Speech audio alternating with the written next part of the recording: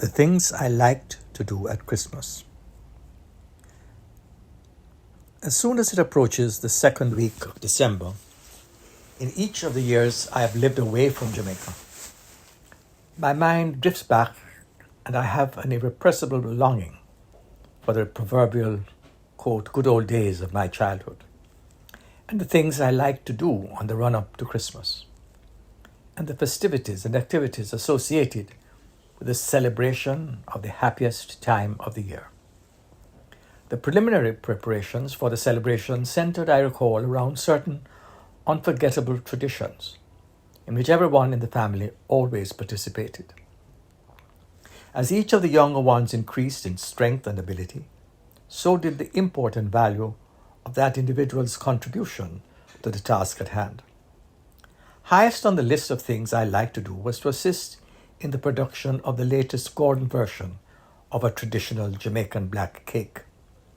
The smell of steaming ingredients that emanated from the wood-fueled cast-iron Caledonia stove seemed to permeate for days on end the rarefied atmosphere of our rural dwelling home, with a spicy mouth-watering perfume that titillated our taste buds. It seemed that it took ages, not merely several months, between the purchase of dried fruit, raisins, prunes, currants, dates, and a fruity wine, and quarts of rum prior to the actual pudding baking, when the battery of cakes would be steamed to a delicious perfection.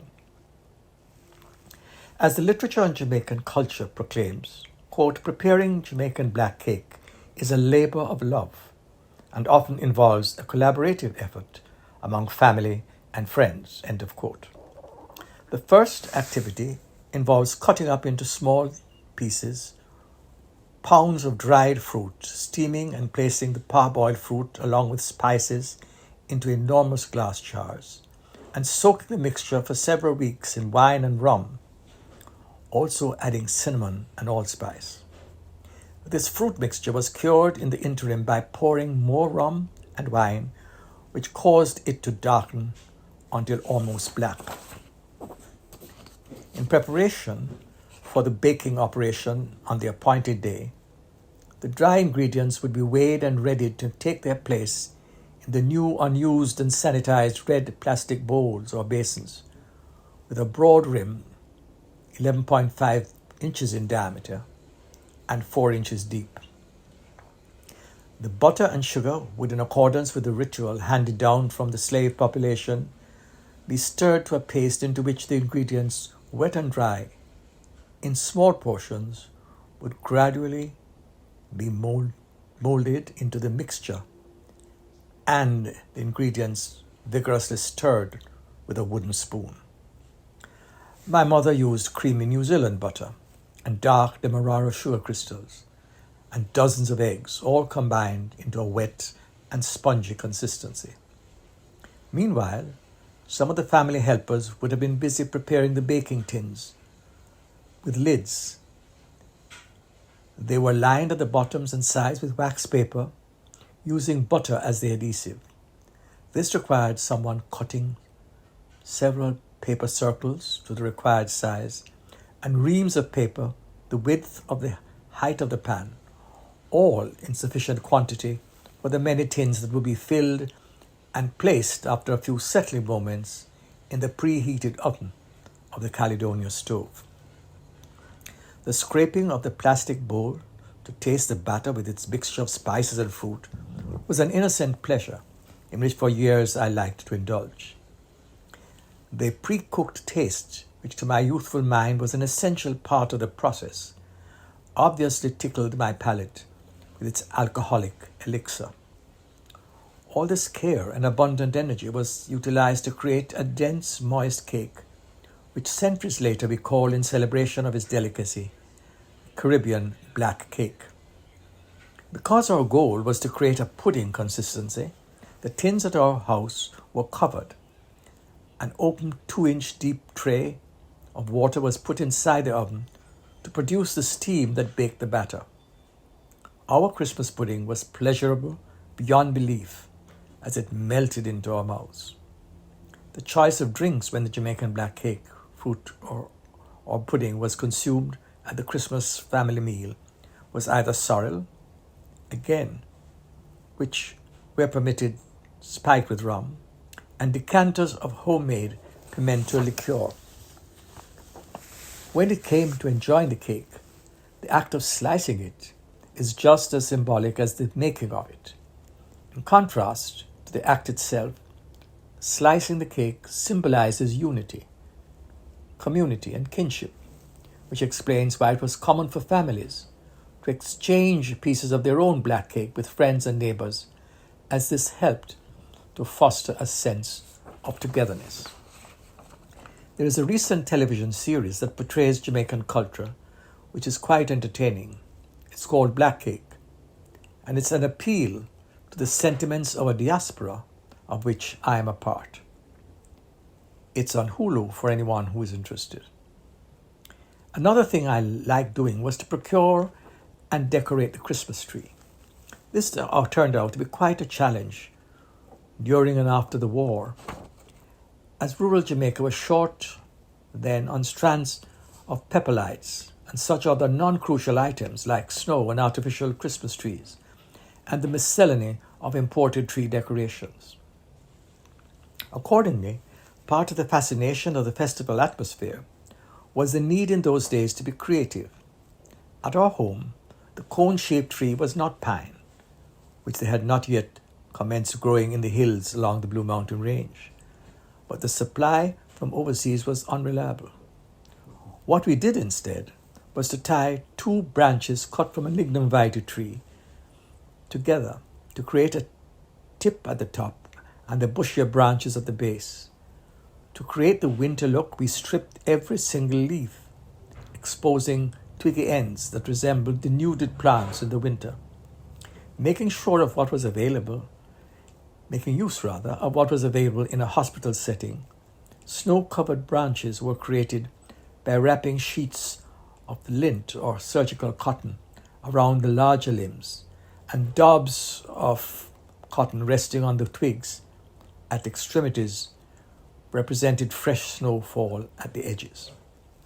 In the absence of ready-made tree decorations when we lived in rural St. Anne, there was no shortage of fruit-bearing trees, and we would adorn the hospital's Christmas tree and our own with brightly colored fruit, oranges, rose apples, tangerines, grapefruit, purple star apples, and in this way transform a spreading citrus tree into a colorful tableau.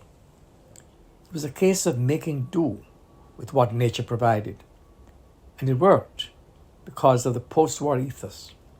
The trees in the yard were also spruced in the traditional Christmas way by whitewashing the base of the trees to a height of 3 feet.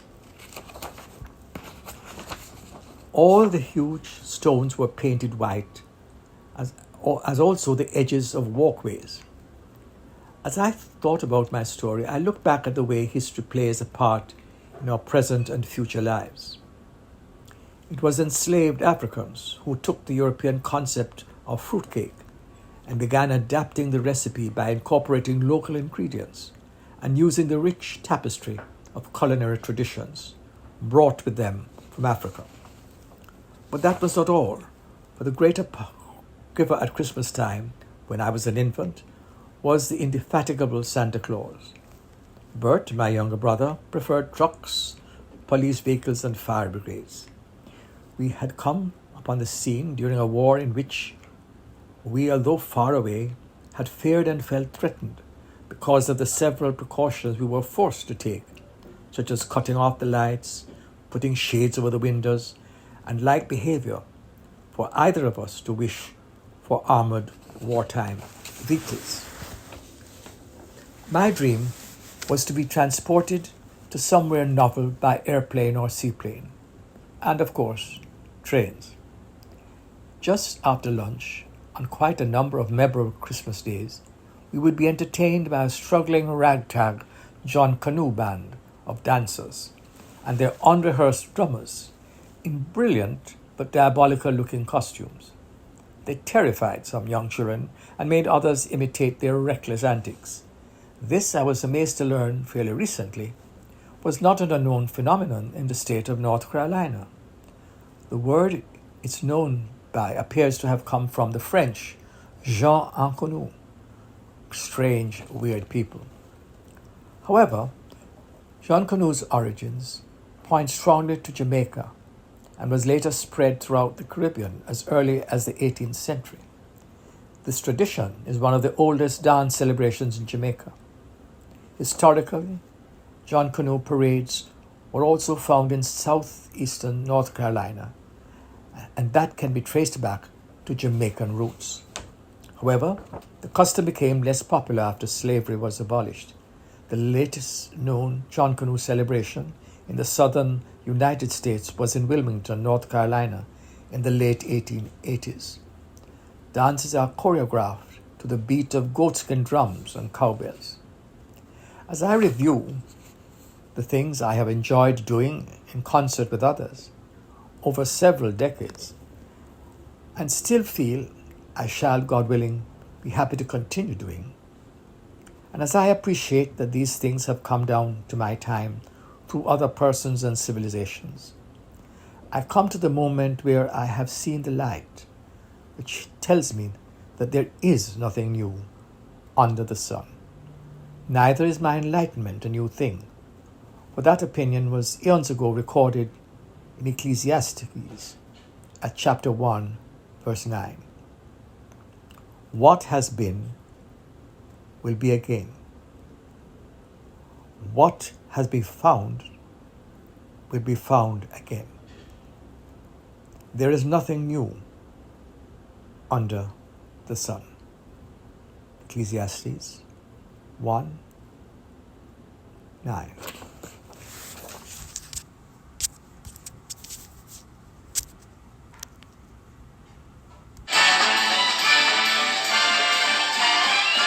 It's the most wonderful time of the year, with the kids jingle belling and everyone telling you be of good cheer. It's the most wonderful time of the year. It's the happiest season of all, with those holiday greetings and gay happy meetings when friends come to call. It's the happiest season of all. There'll be parties for hosting, marshmallows for toasting, and caroling out in the snow. There'll be scary ghost stories and tales of the glories of Christmases long, long ago. It's the most wonderful time of the year. There'll be much mistletoeing and hearts will be glowing when loved ones are near.